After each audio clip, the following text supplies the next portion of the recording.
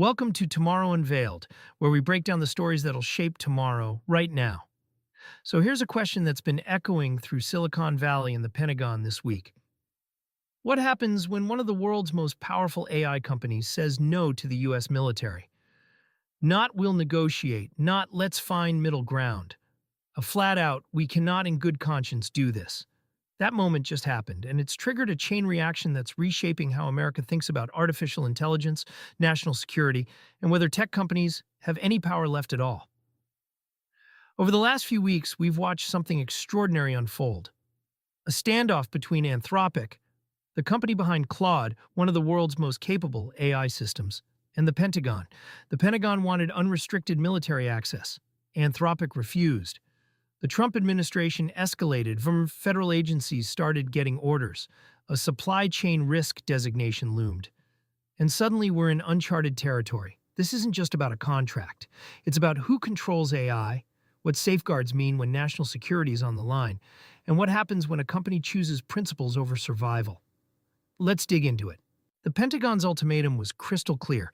It came down to two things. First, Anthropic needed to drop its guardrails against fully autonomous weapons, AI systems that make kill decisions without human oversight. Second, they needed to allow the military to use Claude for mass domestic surveillance of Americans. Now, the Pentagon's official position? They said they have no intention of doing either of those things. Defense Secretary Pete Hegseth publicly stated that the military has no interest in using AI to conduct mass surveillance of Americans, and doesn't want fully autonomous weapons without humans in the loop. So here's the puzzle. If the Pentagon doesn't want to do these things, why force Anthropic to remove the guardrails that prevent them? Anthropic's CEO Dario Amodei put it this way. The new contract language the Pentagon offered wasn't actually a compromise. It was dressed up to look like one, but buried in the legalese was something else entirely. Language that would let those safeguards be disregarded at will. The Pentagon wanted the appearance of agreement, while keeping the option to override the company's values whenever they wanted. That's not a safeguard, that's theater. The deadline was 5 p.m. Eastern on Friday, February 27th. Just over an hour before that deadline hit, President Trump posted on Truth Social, and this is where things got visceral. He called the company left-wing nut jobs. He said they made a disastrous mistake trying to strong-arm the Department of War. He announced that every federal agency would immediately cease using Anthropic's technology, with a 6-month phase-out for the Pentagon itself. Then came the threat. Trump wrote, Anthropic better get their act together and be helpful during this phase-out period, or I will use the full power of the presidency to make them comply, with major civil and criminal consequences to follow. Major civil and criminal consequences. That's not regulatory language, that's a threat. Here's something most people don't realize about government procurement. There's this designation, supply chain risk, that sounds bureaucratic and boring. It's not. When the Pentagon labels a company a supply chain risk, it essentially blacklists them. It signals to every defense contractor and government vendor that doing business with that company could jeopardize your own contracts. It's the nuclear option for cutting a company out of the government ecosystem. Historically, this designation gets used against foreign adversaries, Chinese tech companies, Russian suppliers, companies with ties to hostile nations. But this week, Pete Hegseth was seriously considering using it against Anthropic, an American company founded by Americans, led by Americans, headquartered in San Francisco. The Pentagon's reasoning? Anthropic's guardrails themselves constitute a supply chain risk because they limit what the military can do with the technology. Think about that for a second. A company's safety features are being framed as a national security threat. Anthropic has a $200 million contract with the Pentagon, but that's just the visible part. Claude is already embedded in military systems. It's running on classified networks. Intelligence agencies are using it. Special operations units have integrated it into their workflows. The technology is woven into the fabric of how the military operates. That's why the 6-month phase-out matters. It's not because the Pentagon can just flip a switch and replace Claude overnight. It's because they can't. Ripping it out would be messy, complicated, and risky to ongoing operations. But the threat of that designation, that was designed to hurt. And it worked. Dario Amodei didn't cave, and his reasoning tells you everything about what's actually at stake here.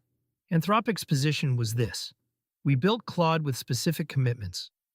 We promised our employees, our investors, and the world that we'd develop AI responsibly. That means some things are off the table, not because we're weak or ideological, but because we genuinely believe those uses are dangerous. Fully autonomous weapons? Anthropic's argument is grounded in basic logic. Today's AI systems, no matter how capable they seem, aren't ready for life and death decisions without human judgment. They can hallucinate, they can be fooled. They can make errors that no amount of training can eliminate. Putting them in control of lethal force isn't a technological limitation. It's a moral one. Mass domestic surveillance? That's different. That's not about capability. It's about principle. The Fourth Amendment exists for a reason. Anthropic wasn't willing to hand the military a tool that could be used to monitor American citizens at scale.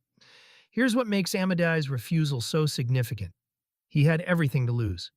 Anthropic was on the cusp of going public. A major government contract is worth billions in valuation. Military partnerships opened doors to other deals. The company's future depended on staying in the Pentagon's good graces.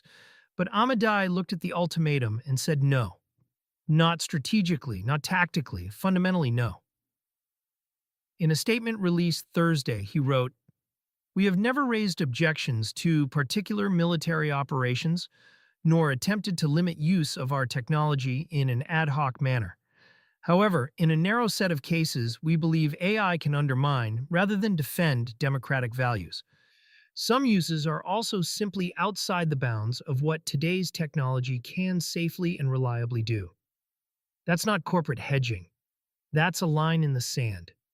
Hey, real quick, if you're enjoying this breakdown, hit that subscribe button and turn on notifications so you don't miss what's coming next. This story's still unfolding, and there's a lot more to understand. This fight isn't really about one contract. It's about a fundamental clash between two worldviews. On one side, the idea that AI safety is a luxury we can't afford when national security is on the line. That guardrails slow us down. That other countries, China, Russia, won't hesitate to use AI without restrictions. So we can't afford to either. On the other side, the idea that some safeguards aren't luxuries, they're prerequisites. That building AI systems without thinking about their limits and dangers is how catastrophes happen. That a military that can't control its own weapons is a liability, not an asset. Emil Michael, the Pentagon's Undersecretary for Research and Engineering, crystallized the first view. He argued that it's not democratic for any company to impose values above and beyond what Congress has legislated. The Pentagon, in his view, should be able to use any technology for any lawful purpose, full stop. But here's where that logic breaks down. Lawful doesn't mean safe. Lawful doesn't mean wise. And a company selling a tool has some responsibility for how that tool gets used. The response from parts of Silicon Valley was striking. Sam Altman, the CEO of OpenAI, Anthropic's biggest rival, sided with Amodei. In a CNBC interview, he said, "For all the differences I have with Anthropic, I mostly trust them as a company, and I think they really do care about safety." Retired Air Force General Jack Shanahan, who led the Pentagon's AI initiatives, also pushed back. He wrote that Claude is already widely used across the government, including in classified settings. And he said, Anthropic's red lines are reasonable. He went further. "They're not ready for prime time in national security settings," he said, referring to large language models in general, particularly not for fully autonomous weapons. That's significant because Shanahan isn't some Silicon Valley idealist. He's a military guy, and he's saying the Pentagon's demands don't make sense even from a purely operational standpoint. What happened next was fascinating. The dispute didn't split Silicon Valley along the usual lines. Elon Musk sided with Trump. He posted on X that Anthropic hates Western civilization, a jab at Claude's constitutional values, which include considering non-Western perspectives. Palmer Luckey, co-founder of the defense contractor Anduril, also sided with the administration. But that wasn't universal. employees from OpenAI and Google published an open letter supporting Amodei's stand. They warned that the Pentagon was trying to divide the AI companies by threatening them. They're trying to divide each company with fear that the other will give in. Senators, too, were divided, but not along the lines you'd expect. Mark Warner, the top Democrat on the Senate Intelligence Committee, criticized Trump's move as potentially driven by political considerations, rather than careful analysis. Meanwhile, Republican and Democratic members of the Senate Armed Services Committee sent a private letter urging both sides to keep negotiating. That letter is worth reading carefully. The senators basically said, "We agree with the Pentagon that mass surveillance and autonomous weapons are bad, but the Pentagon's approach, forcing a company to drop guardrails rather than working through Congress to clarify what's actually legal, feels off. The issue of lawful use requires additional work by all stakeholders," they wrote. "We must determine whether additional legislative or regulatory language is required." In other words, this is a job for Congress, not for ultimatums. But by then, the moment had passed. Trump had made his move, and the political calculus had shifted. Let's zoom out for a moment and think about what's actually being asked of Anthropic. Anthropic was founded on a specific premise, that building advanced AI safely requires thinking deeply about how these systems can be misused. It's baked into the company's DNA. Dario Amodei and his co-founders left OpenAI partly because they believed OpenAI wasn't taking safety seriously enough. They developed something called constitutional AI, a way of building guardrails into how Claude thinks and responds. It's not a simple filter. It's baked into the model itself. Now, the Pentagon's argument is that these guardrails are optional, that Claude can work just fine without them. And technically, that's true. You can remove safeguards from any AI system. But here's what the Pentagon might not fully grasp. When you remove those guardrails, you're not just giving the military more options. You're changing the fundamental character of the system. You're saying, "We don't trust your judgment. We're going to override your values." For a company like Anthropic, that's existential. It says, your principles don't matter. Your commitments to safety don't matter. What matters is what we tell you to do. That's not how you retain talent in AI. That's not how you build trust in your product. And that's certainly not how you convince people that AI companies can be trusted stewards of powerful technology. Because here's the thing. If Anthropic capitulates, every other AI company watching will learn a lesson. The lesson is, stand firm on safety principles, and the government will destroy you. Cave, and you survive. That's a terrible incentive structure for the future of AI development. Trump's order rippled through the federal government. Agencies across the executive branch were told to stop using Anthropic's technology. Not in 6 months, now. But the Pentagon got special treatment. A 6-month phase-out window. That's because, as we discussed, Claude is too embedded in military operations to rip out overnight. What does a phase-out actually look like? Migrating systems, retraining personnel, testing alternatives, finding replacements that do what Claude does without Anthropic's guardrails. There's a candidate for that, Elon Musk's Grok. The Pentagon has already been planning to give Grok access to classified military networks, and Grok doesn't come with Anthropic's red lines. There's also OpenAI and Google, both of which have military contracts. But interestingly, both companies have indicated they share Anthropic's concerns about autonomous weapons and surveillance. So the Pentagon might be hoping to pressure them into compliance too. Here's the wild part. This entire escalation might actually backfire on the administration's goals. Anthropic hasn't gone away. The company still exists. Claude still works. And now, Anthropic has something it didn't have before. It's a symbol of a company that stood up to government pressure on principle. That's worth something in Silicon Valley.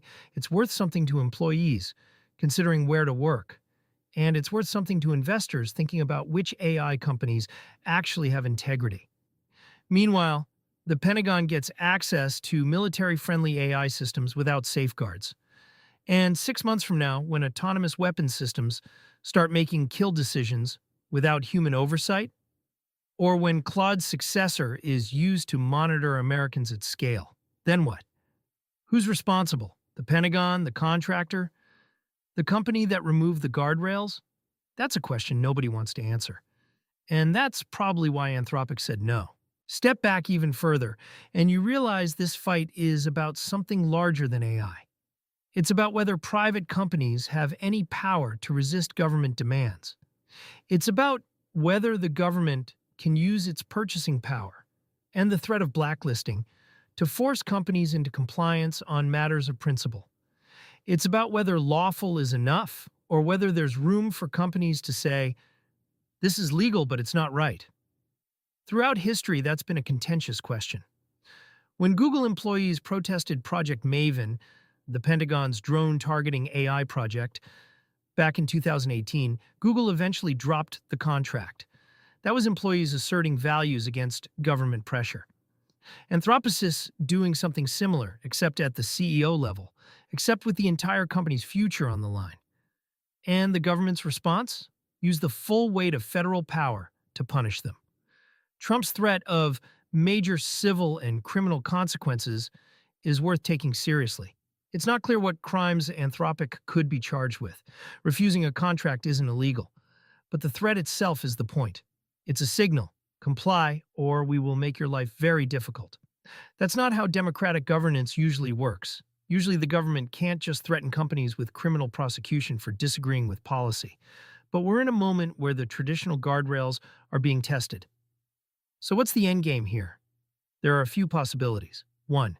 Anthropic holds firm. The Pentagon moves to other vendors. Anthropic becomes a pariah in military contracting, but the company survives and becomes a symbol of principled resistance. 2.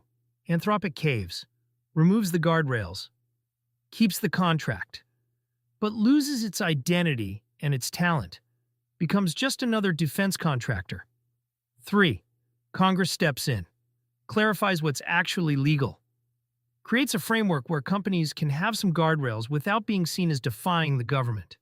Right now, we're somewhere between options 1 and 3, and the outcome will matter far beyond Anthropic. So why should you care about this? You're probably not working at the Pentagon. You probably don't have a stake in Anthropic's future. But you live in a world where AI is becoming central to how power works. If the government can force companies to remove safety guardrails on AI systems, what does that mean for the AI you interact with? For the algorithms that decide what you see, what you can access, what you're allowed to do? If companies can be punished for standing up on principle, what incentive do they have to build safe systems? What incentive do they have to think about the societal impact of their technology? Conversely, if companies can unilaterally impose values and limits on how their technology gets used, even by the government, does that give them too much power? Should the military really have to ask permission from a private company before using a tool? These aren't easy questions, and this dispute doesn't settle them, but it does show us what's at stake. It shows us that the relationship between tech companies and government power is in flux, that the old assumptions about who controls what, about who gets to decide how powerful technology gets used, are being rewritten in real time. Anthropic's refusal to cave might look like a small moment, one company saying no to one government demand, but it's a moment that echoes. It says, there are still lines. There are still companies willing to walk away from money and power to keep their principles. There are still people in Silicon Valley, in the military, in Congress, who think some things matter more than efficiency or expediency.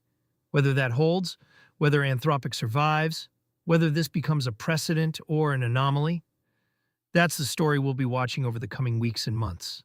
For now, we're in the middle of it, and the outcome is genuinely uncertain.